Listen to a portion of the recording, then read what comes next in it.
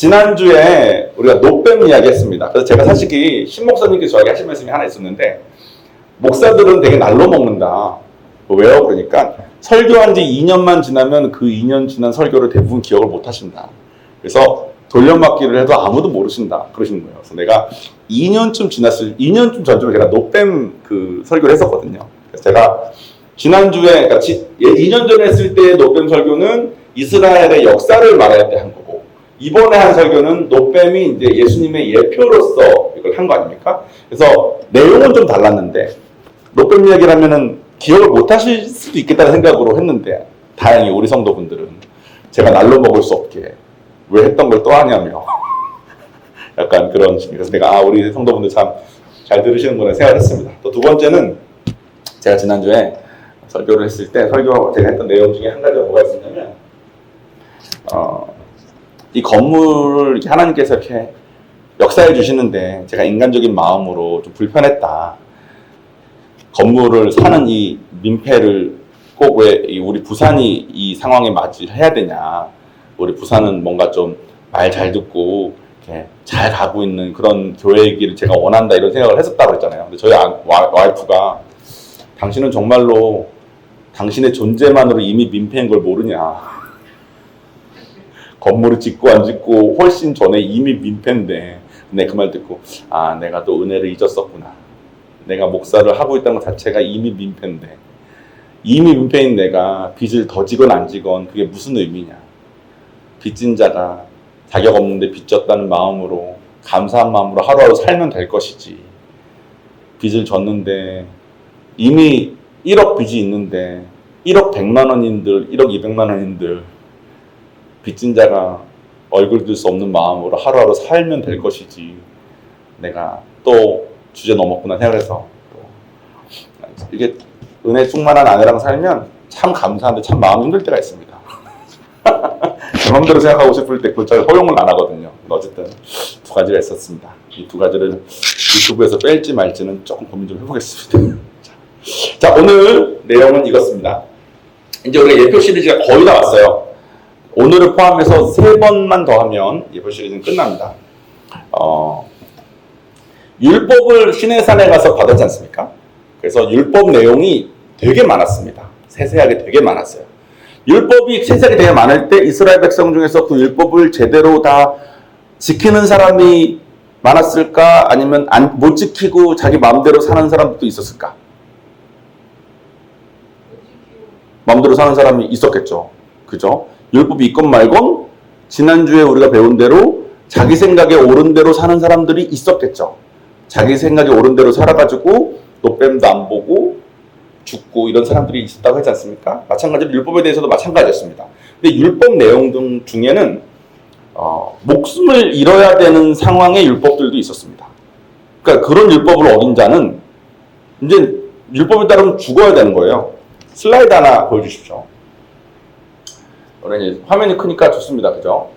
동해보복법. 같은 해로 보복을 한다. 이게 동해보복법이에요. 출애굽기 21장 23절 25절까지 말씀을 제가 읽어보겠습니다. 그러나 다른 해가 있으면 갑되 생명은 생명으로, 눈은 눈으로, 이는 이로, 손은 손으로, 발은 발로, 된 것은 된 것으로, 상하게 한 것은 상함으로, 때린 것은 때림으로 갚을지니라. 이게 무슨 말이냐면, 내가 어떻게 하다가 저 사람의 눈이 멀게 하면, 한쪽 눈을 이렇게 잘못해서 멀게 하면 그 사람이 내 눈도 멀게 해야 된다는 거예요. 이빨이 부러지면 저 사람도 내 이빨을 부러뜨리게 해야 된다는 거예요. 손을 잃게 하면 나도 손을 잃어야 된다는 거예요. 이 율법이에요. 잔인해 안 잔인해? 잔인하죠. 근데 저도 이걸 되게 잔인하게만 봤거든요. 근데 동해보복법은 사실 하나님의 사랑이더라고요. 제가 왜 사랑인지 말씀드리겠습니다. 누군가가 제 와이프의 눈을 멀게 했으면 저는 그 사람을 죽여버릴 겁니다. 그 사람의 눈만으로 내 마음이 해소되지 않아. 누군가가 요한이의 팔을 부러뜨렸으면, 혹은 팔을 잘랐으면 저는 그 사람의 팔이 잘리는 것만으로는 분이 풀리지 않을 겁니다. 저는 그 사람의 아마 목숨을 잃게까지 내 마음으로는 갈 거예요. 여러분은 어떻습니까? 여러분 누군가가 여러분의 발목을 자르면 여러분은 그 사람 발목만 딱 자르면 분이 풀립니까? 안 풀립니까? 안 풀리겠죠. 동해보호법은 사실은 그냥 아무 생각 없이 보면은 아니 사랑으로 용서해야지 왜 이렇게 하냐 싶은데 사실은 너가 당한 피해까지만 해라면서 서로가 서로를 하나님 입장에서 특별히 생명은 하나님께 속한 것인데 아마 동해보호법이 없으면 눈을 잃었어도 죽였을 거고 이를 잃었어도 죽였을 거고 손만 잃었어도 죽였을 거고 뜨거운 물에 대게만 해도 죽였을 겁니다. 동해보호법은 사실은 보호하시는 법이에요.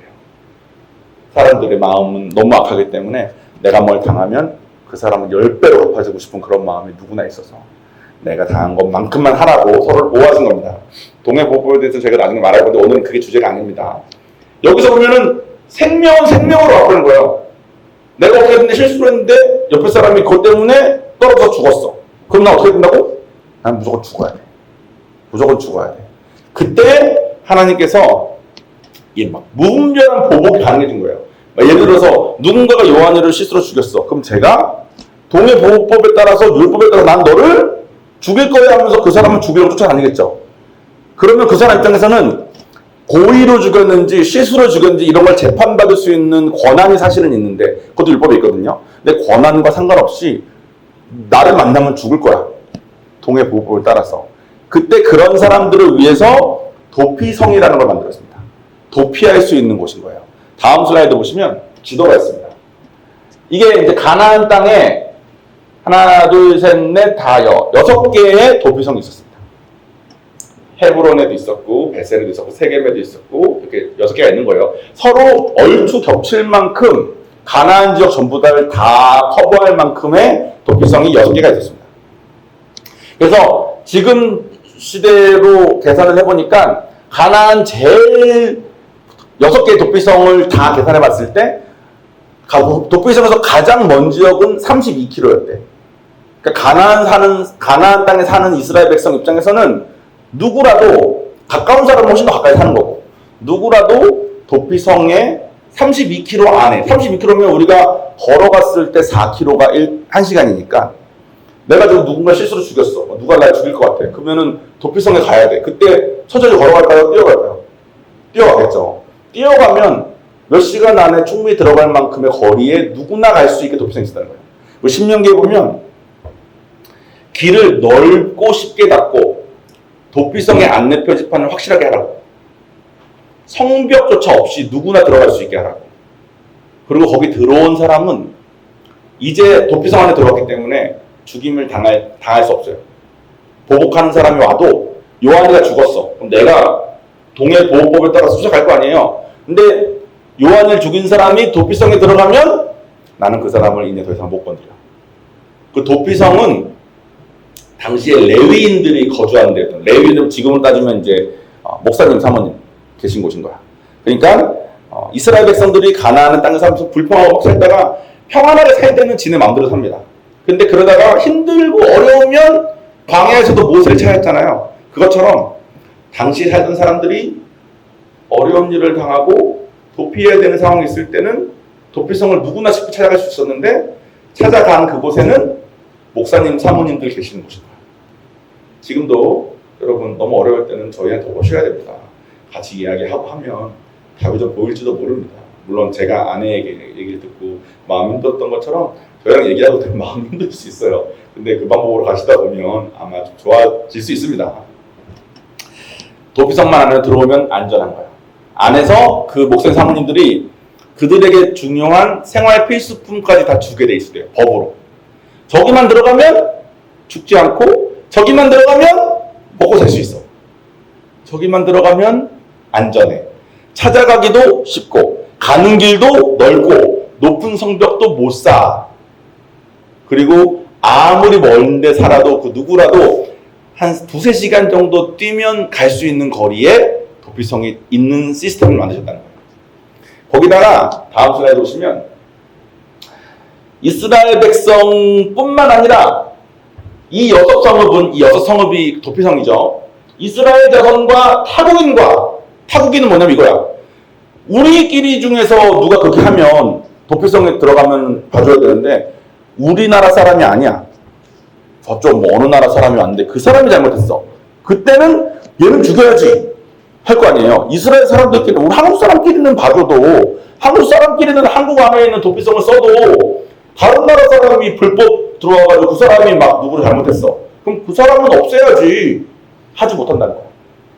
타국인과 이스라엘 중에 거류하는 자의 도피성이 되니 부지 중에 살인한 모든 자가 그리로 도피할 수 있으리라.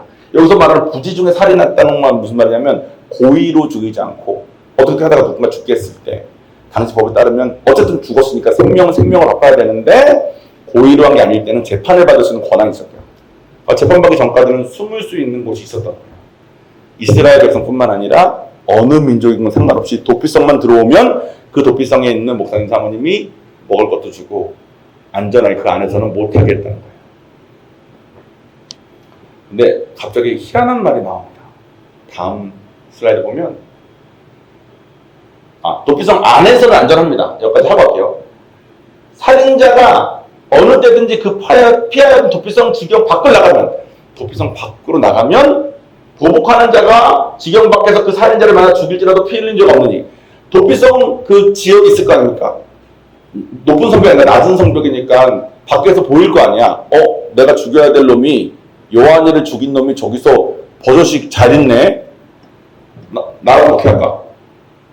텐트 쳐. 대기 때 나올 때까지. 근데 얘가 여기 안에만 있으니까 너무 심심하네. 도피성에서 한 발자국만 밖으로 딱 나오면 내가 죽여도 그것은 죄가 없다는 거예요. 도피성 안에서만 안전한 거예요. 그래서 도피성 밖으로 나오면 내가 언제든지 죽을 수 있어. 도피성 안에서는 내가 건드릴 수 없어. 그래서 보복하려는 자들이 밖에서 아무리 덤빌까도 그 안에만 있으면 괜찮다. 그러니까 도피성에 대한 기본적인 이제 개념들은 다 머릿속에 들어오시죠. 당시에 율법이 있었고 율법을 어긴 자는 죄값을 치러야 되는데 그들 중에서 너무 위험하거나 뭐 너무 힘들거나, 사실 죄를 졌다는 거는 자기 마음대로 했다는 거잖아요. 율법 따라 살았으면 서로가 서로를 죽이거나 할 일이 별로 없겠죠. 근데 죄를 져가지고 자기 삶이 망가져서 정말 난처한 일을 당해야 되는 사람이 피할 곳을 만드셨다는 거예요. 그 피할 곳이 누구나 갈 수 있고 너무 가깝고 길도 넓고 안내 표지판도 잘 돼 있고 그 안에 있으면 그 누구도 못 건드리게 그 안에 담당하시는 목사님 사모님이 잘 도와주고 생필품도 줘서 먹고 살기까지 해줬다는 거예요.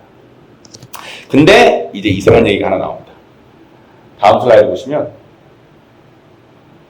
대제사장, 그 지성소 우리 배웠을 때 배웠죠. 한 명만 그 지성소 들어가서 하나님께 제사를 드리는 사람이 있다 했잖아요. 1년에 한 3번 정도. 그 사람이 1년에 한 번이었나? 한 번, 3번?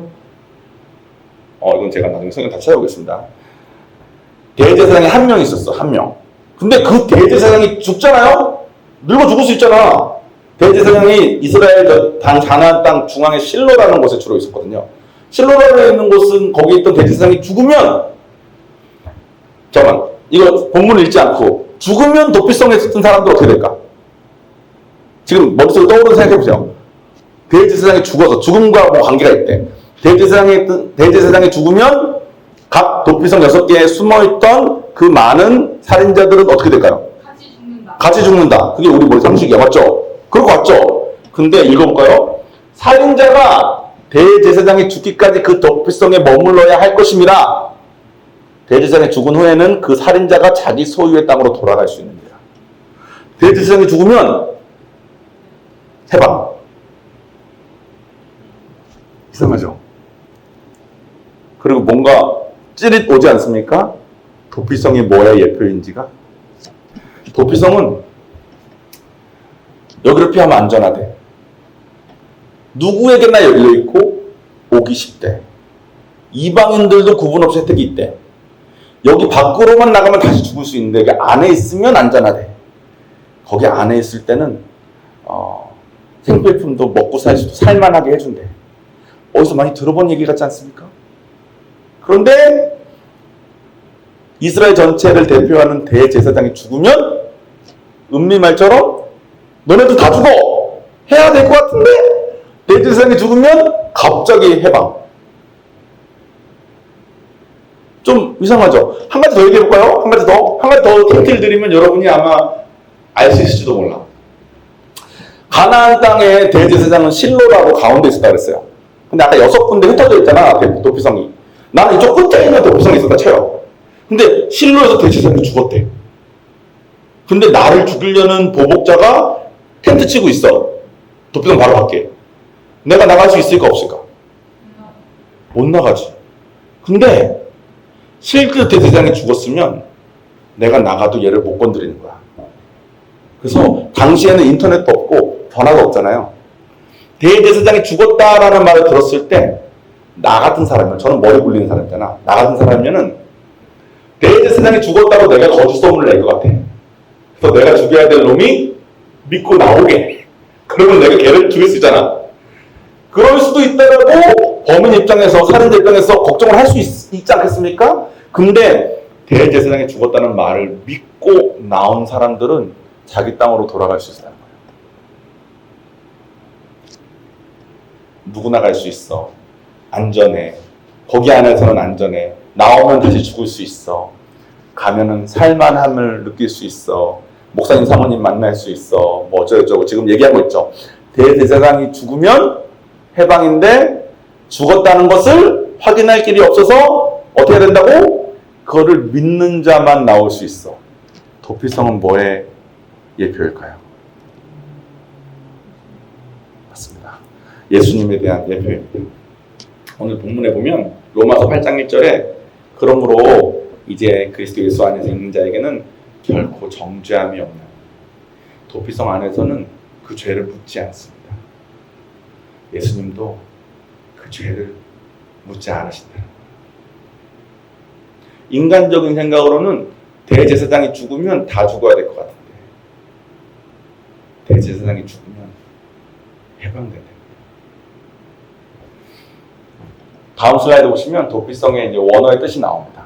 도피성은 히브리어로 이르 밀클라트라는 뜻이에요. 제가 히브리어 수업을 워낙 낙제하듯이 들었기 때문에 제가 원어 분석 이런 것까지 제가 못 해드리겠습니다. 제가 설교 때 그런 걸 좀 해드리려고 공부 좀 하려고 했는데 제가 영어를 20년 동안 못 배웠잖아요. 히브리어를 두 학기 만에 떼는 거가 나는 거의 불가. 잘하는 언어적인 센스가 있는 애들은 진짜 한두 학기 들으면은 히브리어를 막 하더라고. 근데 나는 방금 외웠던 거 시험 보고 나면 다 까먹어가지고, 그래서 저는 한국말을 썼습니다. 이르 밀클라. 뜻은 뭐냐면 받아들이다는 뜻이에요.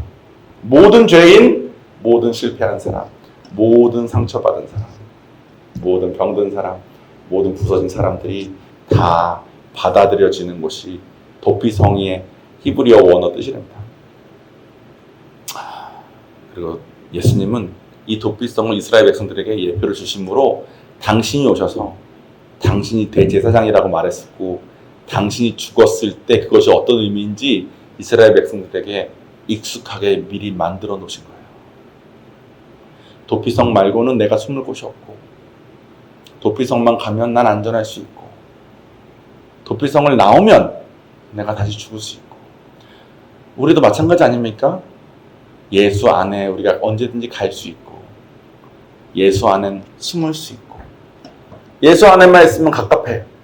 그래서 내가 이렇게만 살아야 돼? 하고 예수님 떠나서 내 마음대로 살면 다시 죽을 수 있고, 근데 언제든지 다시 또 돌아올 수 있고.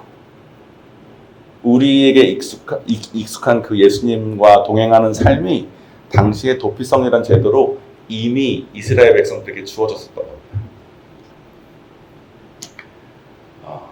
마무리를 지을 건데 마무리는 제가 질문을 하는 걸로 지을 겁니다. 자, 여러분, 도피성이 예수님에 대한 예표라고 했습니다. 그죠?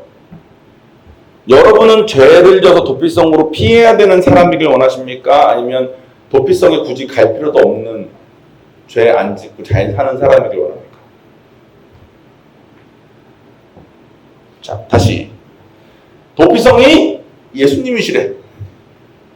근데 여러분은 죄를 져가지고 망가져가지고 도피성에 가야 되는 삶을 살기 원하십니까? 아니면 잘 살아가지고 도피성 굳이 안 가도 되는, 내가 원하는 땅에 마음대로 살 수 있는 사람이길 원하십니까?